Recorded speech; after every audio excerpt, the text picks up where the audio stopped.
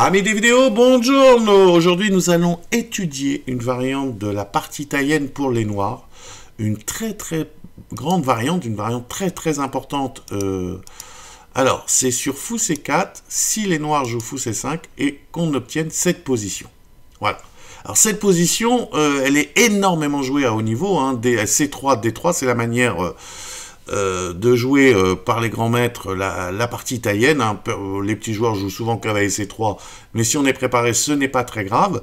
Alors, C3, qui peut être obtenu dans plusieurs ordres de coups. Hein. Soit, par exemple, je joue cavalier F6, D3, fou C5. Bon, souvent, hein, il vaut mieux jouer les joueurs qui commencent par cavalier F6 dans cette position, jouent fou E7. Hein. Moi, d'ailleurs, c'est ce que je conseille pour les noirs. Mais j'ai un élève qui joue fou C5 dans ces positions, et sur C3, voilà, il est venu me voir, et il me dit, mais comment on fait? C'est compliqué, j'ai regardé dans Chessbase, il y a des ordres de coups dans tous les sens, on ne comprend pas les subtilités, on ne comprend pas ce qu'il faut faire. Alors, c'est vrai que moi, j'ai regardé cette position,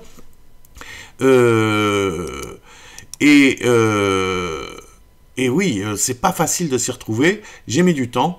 Alors, il faut voir que là, bon, l'idée des... comprendre un petit peu l'idée des blancs. Hein. Les blancs, quand ils jouent C3, c'est pour jouer à tout moment aussi D4. Ils ne l'ont pas joué tout de suite. Par exemple, dans cette position, ils ne l'ont pas joué tout de suite parce que en 4 D4, il y a prise et fou B4 échec. Donc c'est très important ça, cet échec. C'est la seule manière qu'ont trouvé les noirs pour lutter contre cette constitution du haut central. Donc une des idées de cette configuration aussi, c'est de dire, bon ben, quand il y aura plus échec, ici, je pourrais peut-être jouer D4 si les noirs ne se sont pas bien préparés. Donc première chose à retenir. Deuxième chose très importante, c'est que ça permet aussi au fou C4 de ne pas être échangé contre le cavalier en A5. Hein.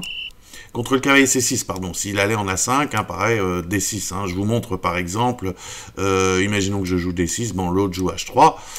Et ben le fou trouve comme ça un échappatoire, une case de sortie en C2. Hein. Donc le cavalier est venu là un peu pour rien. Bon. Hein. Donc, mais c'est une menace, on va le voir. Alors, donc, qu'est-ce qu'il faut jouer? Alors, aussi un des inconvénients de C3, on a vu les avantages, c'est que ça affaiblit légèrement, ça affaiblit la case D3. Et ça, on va l'utiliser un petit peu dans certaines variantes.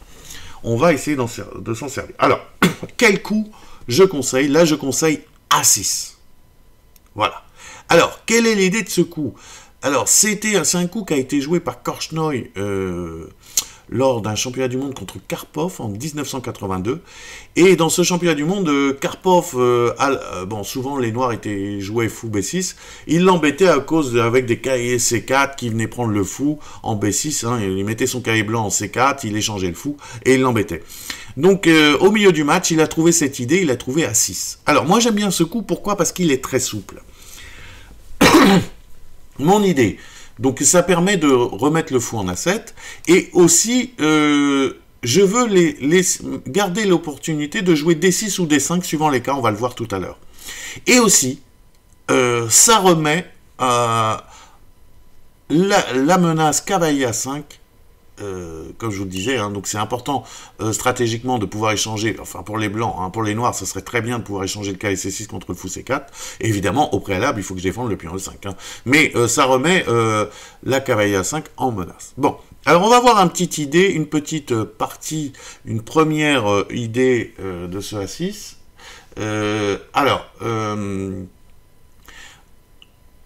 Imaginons que les blancs jouent petit roc. Hein. Pratiquement tous les grands maîtres commencent par fou B3, fou A7. Hein. Mais bon, on va comprendre. Alors, je ne le mets pas tout de suite parce que vous voyez, c'est des coups, c'est le genre de coups, on dit qu'est-ce qu'ils font? Ils reculent leur fou, on ne comprend rien. Bon, mais pour comprendre un petit peu, on va voir. Alors, petit roc. Alors, première question posée aux noirs, et c'est pour ça qu'il ne faut pas s'endormir, les blancs menacent D4. Et c'est un système qui a l'air lent, on a l'impression qu'il ne se passe rien, en fait il se passe plein de choses. Il menace D4, de prendre le contrôle de la situation au centre, d'arriver à Alors il faut que je puisse garder le pion en E5, ça c'est vital.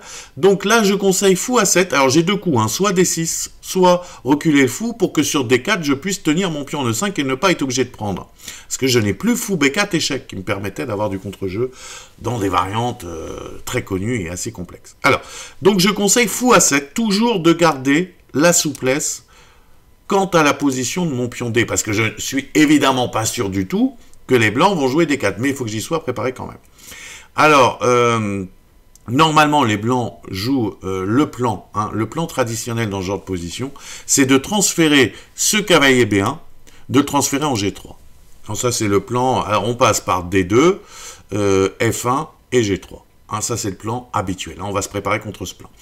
Alors, donc ils vont jouer tour cavalier D2, tour 1, avec ou sans H3, on va le voir, c'est très important. Alors, fou A7. Alors, tour 1, ils font le plan. Notre première idée, on joue, bon,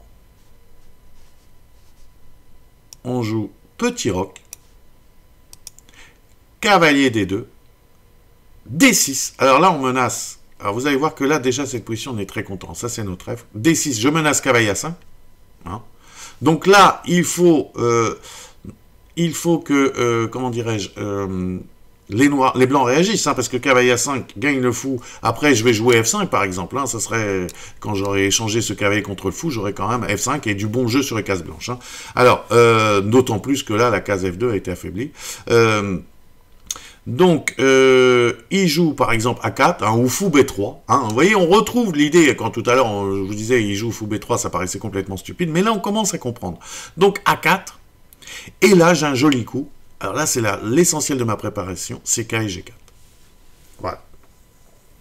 Alors ça, c'est un coup embêtant. Alors, ça a l'air pas terrible, hein, parce qu'on se dit, bon, j'attaque F2, hein, d'accord, bon, voilà, toujours ce fou, qu'on finit aussi par oublier, hein, on peut l'oublier, mais bon. Il joue tour E2. Bon, il pourrait jouer tour F1, mais il n'y a pas d'idée. Hein. Tour E2. Et là, je joue roi H8. Voilà. Ça, c'est une idée intéressante. Je vais jouer tout simplement F5. Ça, c'est notre première idée avec ce A6. Ça, c'est ça qui m'a convaincu. C'est cette variante en premier. Alors, H3. Donc, c'est logique, hein, avant que... Parce que si j'ai le temps de jouer F5, je vais revenir en H6. H3, cavalier H6. Bon, c'est une concession que je suis obligé de faire. Et cavalier F1, on se dit, mais il va se faire planter, fou prend un 6. Mais c'est pas très grave. Je joue F5 quand même. Et en cas de prise en H6, vous voyez, j'ai quand même du jeu ici. Ça me permet, j'ai des pions doublés, hein, mais j'ai pris le fou de case noire, pardon, et j'ai du jeu sur les colonnes. Hein, voilà l'idée déjà à retenir. Hein. Bon, alors évidemment, il faudra que je fasse attention à ce fou. L'idée déjà à retenir, hein, ça donne des positions très complexes. Hein, par exemple, pion prend D5 carrément. Et là, fou prend F5. Hein, avec, vous voyez, en plus, il y a des choses qui se passent en F2, hein, qui sont intéressantes. Il y a du jeu en F2.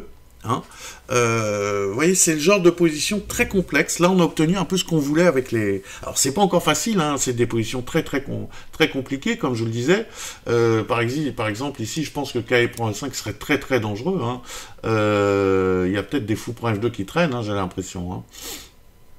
Hein. Cavalier prend, tour prend, est-ce qu'il n'y a pas fou prend F2 avec l'idée si roi F2, fou G4. Hein. Vous voyez, donc voilà, ça donne des positions très intéressantes. Voilà, donc c'est ce que recherchent les noirs. Donc ça, c'est la première idée, première chose à retenir. Alors, vous voyez que comme ça, c'est un petit peu caché, parce qu'il joue cavalier D2. Bon, alors tour 1, c'est pas mal, parce que ça nous envie de jouer D5. Hein, ça nous empêche, pardon, de jouer D5, donc c'est tentant.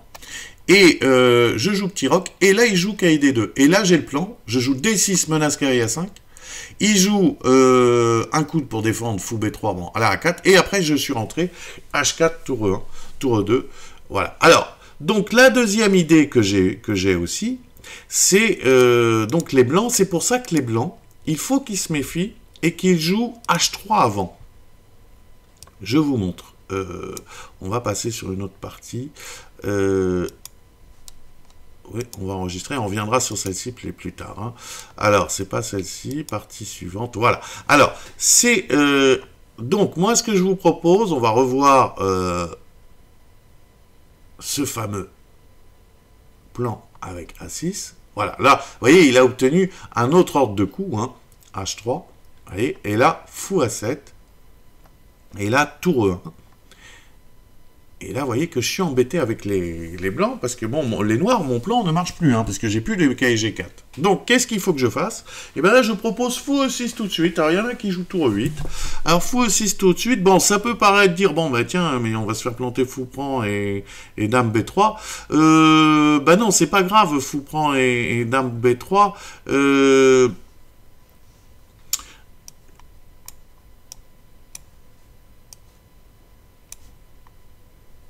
C'est pas un danger, hein, parce que le pion ici, le pion ici en B7 n'est jamais en l'air. Hein. La dame après tour B8, la dame est perdue. Hein. Par exemple, je joue dame D7. Si il prend, bon, ben, y a tour B8 tout de suite. Hein. Et là, bon, c'est une catastrophe. Hein. Il y a toujours fou prend H2, fou prend F2. Bon, voilà, donc c'est pas un problème. Hein. Donc je joue fou E6, tour 1. Donc comme il y a H3, je ne joue plus mon plan avec G4, je joue fou E6. Et là, bon, s'il prend, généralement, je suis content, hein, s'il prend ce genre de position, parce que j'ouvre la colonne F, je pourrais jouer dame E8, cavalier H5, cavalier F4, et c'est un petit peu embêtant. Et vous voyez que là, la faiblesse du pion F2, bon, c'est pas naturel d'ouvrir. Donc, généralement, ils prennent pas, et ils jouent cavalier D2, et là, je vous propose cavalier H5. Voilà, ça c'est mon autre... voilà, j'ai cherché... Alors, il y a d'autres coups, hein, mais c'est le coup le plus direct que j'ai trouvé.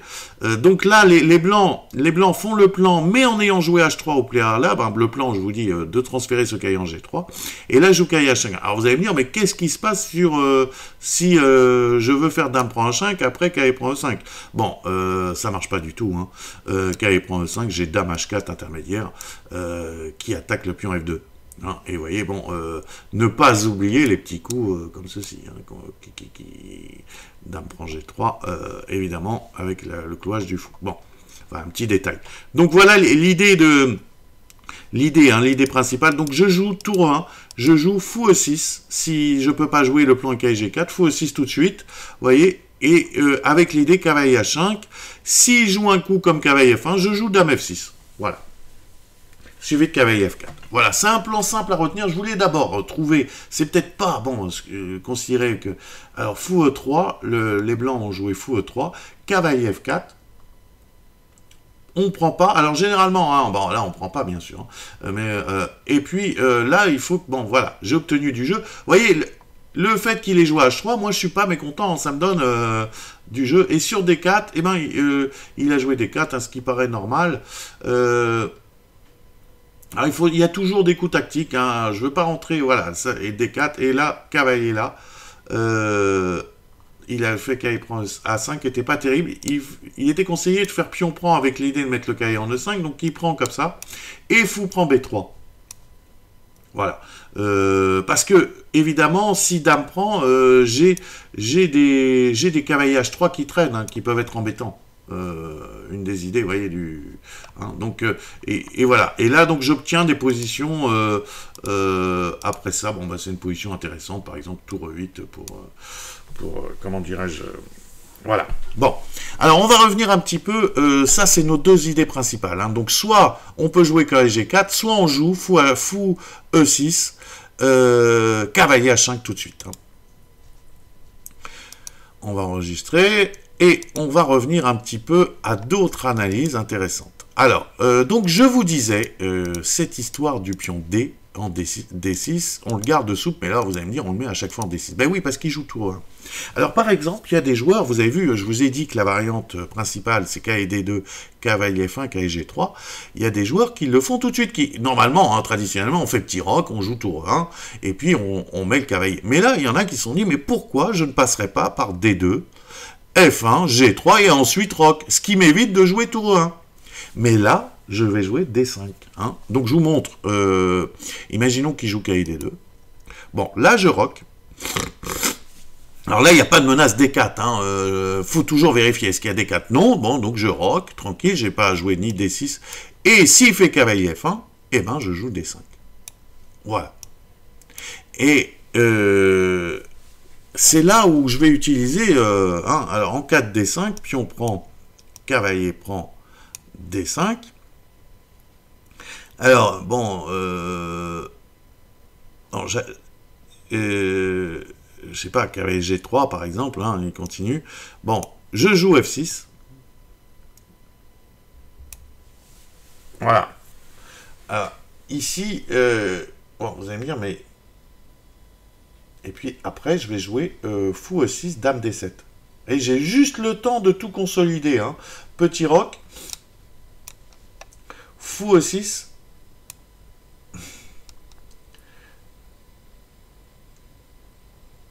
Voilà. Et alors c'est pour ça qu'il faut faire attention de ne pas jouer D5 dans toutes les positions, hein, parce qu'il faut quand même que j'ai le temps de défendre mes pièces. Là, il y a un moment, et ça me prend du temps pour s'organiser. Et là, je vais, dans ce genre de position, je vais pouvoir plus tard exploiter la faiblesse en D3.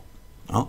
Donc s'il joue un coup faible par rapport au développement, je lui joue D5. Hein. Je dis là par rapport au développement, c'est-à-dire que là, il rock pas très vite, et donc il me laisse le temps de jouer D5. J'en profite, et voilà, après je consolide tout de suite, et je vais jouer fou E6 et dame D7 à toute vitesse, et après, bon, moi je me développe, c'est pas très compliqué. Voilà, hein, retenir cette configuration, F6, fou E6, dame D7 pour bien consolider, parce qu'ici il y a des clouages, il faut que je fasse attention à des D4, etc. Mais dans cette position, ça marche. Hein. C'est bon pour les blancs, pour les noirs, qu'est-ce que je veux dire. Alors, ceci étant dit, alors, on a vu les principaux problèmes suite au plan cavalier D2, cavalier F1, cavalier G3. Hein, il y a trois figures. Soit il joue H3, soit il joue pas H3 et j'ai le temps de jouer cavalier G4, enfin petit roc D6, cavalier G4. Alors, un autre problème qui peut surgir, c'est s'il joue fou E3. Alors, comment réagir s'il joue fou E3? Alors, fou E3, il y a deux cas de figure. Soit j'ai déjà joué... ici, soit quand il jouera fou E3, soit j'ai déjà joué fou A7, auquel cas je ne bouge pas, je vais jouer plutôt pour D5, ce qui me permet de jouer D5 quand il joue fou E3, et soit il joue fou E3 très rapidement, bah, du style ici, hein, imaginons, fou E3, bon ben là je prends, et je joue D5 derrière. Pourquoi? Parce que j'aurais pas de problème sur la colonne E. Hein. Souvent, c'est ça le problème de jouer D5, c'est que les blancs attaquent très vite la colonne E par tour 1. Donc, je joue D5, et vous voyez que là, bon, ben là, je pose toujours des questions. Alors, l'idée d'A6, c'est aussi intéressant dans ces variantes, c'est que des fois, il y avait des fous B5 dans les autres variantes. Là, ça l'enlève aussi. Alors, D5, bon, ben, il est obligé de prendre, et là, pareil, ben, j'ai une position intéressante. Cavalier prend D5, pardon. Et ben, Dame 2... bon, là, bon, E4 serait pas malin, hein, il y aurait des cases. Et vous voyez que là, je suis bien avec les noirs. Hein. Alors, Dame 2, pour défendre 3. Bon, admettons que bon, oui, je rock. Il sort une pièce. Et vous voyez, là, c'est le genre de position agréable. Hein. Bon, il faut peut-être jouer H6 avant de jouer... bon, l'idée, c'est de jouer fou... Alors, on joue H6. Admettons, ou fou E6, c'est peut-être pareil. Hein. Et puis, petit rock et fou E6. Et là, à long terme, bon, ben, voilà, c'est pas désagréable comme position pour les... Alors ça, je vous en avais pas parlé, dans ces variantes-là, c'est aussi un intérêt de A6, c'est que ça évite les fous B5. Des fois, il y avait des fous B5 pour contre-attaquer E5. Hein. Donc ça, c'est intéressant. Donc, s'il joue fou E3, je vais aussi chercher... Alors, je vous avais dit, bon, ben, si par exemple, il le joue plus tard, imaginons qu'on soit à un moment... bon, les blancs, qu'est-ce qu'ils ont fait? Ils ont fait quoi? Voilà. Ils ont fait petit roc. Hein, donc je joue fou A7 pour sur D4 pouvoir répondre par D6. Et il joue fou E3. Qui est un coup logique. Hein. Et ben là je bouge pas, je joue... bon, il n'y a pas de menace, hein, donc je rock. Et sur cavalier D2, j'envoie D5. Voilà. Ce qui me permet aussi... alors là, bon, vous allez me dire, mais là, c'est pas un cas intéressant, parce que c'est un cas où il va m'attaquer tout de suite E5 et ça va me poser des problèmes. Là, non, j'ai une contre-mesure. Je joue cavalier F4. Voilà. Là, j'ai la case F4 qui est très très agréable. Et le pion E5, en fait, ça m'est égal. Bon, il faudra faire attention, cette tour n'est pas très bien placée. Il faudra que sûrement je perde un temps à jouer tour A8. Mais pour l'instant, ça va. Évidemment, là, c'est important. Cavalier prend E5 ne marche pas. Hein. Je crois qu'il y a carrément Dame G5 tout de suite, menace mat. Hein. Dame G5, menace mat. Voilà. Donc là, j'obtiens du contre-jeu, le contre-jeu nécessaire. Hein. J'ai le cavalier, donc j'attaque la case D3. Il joue tour E3 et il y a fou G4 qui donne encore des positions très compliquées. Et là, par exemple, bon, j'ai joué fou G4 pour limiter un peu l'action des pièces. Et là, bah, je remenace des coups comme cavalier A5. Hein. Vous voyez, je défends E5 de manière un petit peu indirecte. Et je vais peut-être jouer des cavaliers A5. Voilà, ça aussi, c'est donc sur fou E3, voilà comment on réagit. Donc fou E3, on a dit, hein, si on va jouer D5, on va essayer de jouer D5. Bon, évidemment, après, il peut y avoir des ruses. Hein, il peut jouer tour E1 et D6 et fou E3. Bon, il faudra s'adapter. Alors, qu'est-ce qu'il y a d'autre? Comme j'ai fait plusieurs fois l'enregistrement de cette vidéo, je ne sais plus ce que j'ai fait, ce que j'ai pas fait, à vrai dire. Alors, et ben voilà, alors il reste le problème fou G5. Alors fou G5 c'est un problème très complexe. Ce qui est sûr, c'est que là par exemple, fou G5 serait très mauvais. Quand j'ai pas roqué, hein, quand les noirs n'ont pas roqué. Alors ça peut être intéressant, c'est très dangereux hein, ce coup de fou G5. Ça peut être intéressant quand les noirs ont roqué, mais quand ils n'ont pas roqué, c'est pas bon du tout. Hein. Alors pourquoi? Ben, je joue H6, de manière générale, je joue H6 pour l'obliger à choisir, hein, parce que soit il garde le coulouage, ce qui paraît logique, hein, soit il repart par là, bon, mais là, en l'obligeant à aller en H4, je lui dis quand même que, bon, d'oublier toute cette partie de l'échiquier, tous les dames. Hein, ici. Donc ça l'oblige à prendre une décision et moi aussi je vais pouvoir jouer G5 dans certaines situations. Alors là, bon, évidemment, on va pas jouer de D5 hein, avec. Donc on joue D6 et cavalier D2. Alors là, il joue fou A7. Bon, toujours des coups comme ça. Et donc fou A7, il menace peut-être. Ah oui, fou A7, il veut menacer cavalier A4, A5. Hein. Je crois que sinon il y a des B4, c'est compliqué. Hein. Oui, il y a j'ai oublié de vous parler de ce thème tactique. Cavalier A5, il peut y avoir des B4 assez compliqués, je crois. Donc on joue fou A7, de toute façon ça évite les trucs. On menace cavalier A5, donc il est obligé de jouer un coup. Il joue A4, et là il y a un joli coup qui est Dame 7. J'aime bien ce coup. L'idée de Dame 7, c'est un classique. Alors, ils ne se précipitent pas à jouer G5, ils attendent un peu, voir un peu ce que font les blancs avec leur roi. Mais ce coup est pas mal, Dame 7. L'idée, c'est de jouer cavalier D8, cavalier E6, cavalier F4. Vous voyez? Et ça, c'est intéressant par rapport au G5, cavalier H5, où il faut à chaque fois peut-être vérifier cavalier prend E5, cavalier prend C6. Là, c'est intéressant. Hein. Le cavalier, bon, imaginons B4, bon... et ben je joue cavalier D8 et mon plan de venir en F4. Voilà. Donc là je joue très souple, je me presse pas pour OK. Et bon ça c'est pas considéré comme valable pour les blancs en tous les cas. Alors les autres cas où il joue fou G5. Alors après le roc c'est plus complexe. Hein. J'en ai vu quelques-uns. Que j'essaye de retrouver. Voilà par exemple ici.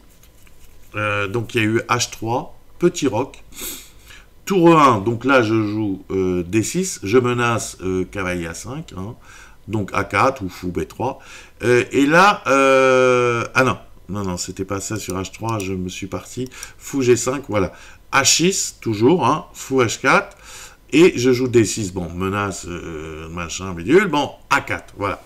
Alors là, bon, se pose la question, dans ce genre de position, est-ce que je joue G5 ou pas? Parce que, alors ça c'est, la théorie dit que dans ce genre de position, normalement, alors on y reviendra peut-être une fois, les blancs n'ont pas assez d'attaque parce que, notamment, il y a un coup tactique qui est roi G7, roi G6, et puis dame 7, cavalier D8, cavalier E6, quelque chose comme ça. Hein, et puis des tours. Bon, c'est relativement complexe, ce genre de position. Par exemple, je crois que voilà, la théorie dit ça, tour G8 et cavalier D2, roi G6, je crois. Voilà. Bon, c'est un petit peu complexe, c'est des positions qui sont pas faciles à analyser, alors peut-être il faudra faire une vidéo entière sur le sujet. Alors moi, ce que je conseille, de manière générale, c'est de faire attention avec G5, hein, parce que c'est pas dur à jouer avec les blancs, hein, même s'ils sont pas spécialement préparés, ils connaissent juste... donc peut-être jouer des coups, là par exemple, roi H7, j'ai vu un joueur qui a joué roi H7, je trouve ça pas mal, et là, là si on joue G5 dans ces conditions, c'est un peu mieux, hein, parce que en cas de cas il prend G5, c'est plus dur, plus facile à calculer, je joue tour G8, et je gagne un temps sur le fou. Vous voyez, il y a des problèmes ici. Voilà, je gagne des temps. Je vais peut-être jouer Dame 7 ici, pour défendre F7, hein, parce que... voilà, et puis... voilà, je trouve que c'est... Bon, c'est vrai que c'est pas parfait de manière théorique, hein, c'est pas pur. Roi H7, ça peut être une perte de temps, mais voilà, c'est mon conseil quand on n'a pas trop analysé, plutôt préparer par Roi H7, si on peut, hein, et jouer G5 après seulement, c'est plus facile à calculer. Voilà. Voilà mes conseils par rapport à Fou G5. Voilà. Je crois qu'on a vu l'essentiel, hein, des idées. Après, normalement, vous pouvez jouer avec ces idées des parties largement intéressantes. Voilà. À bientôt dans une prochaine vidéo.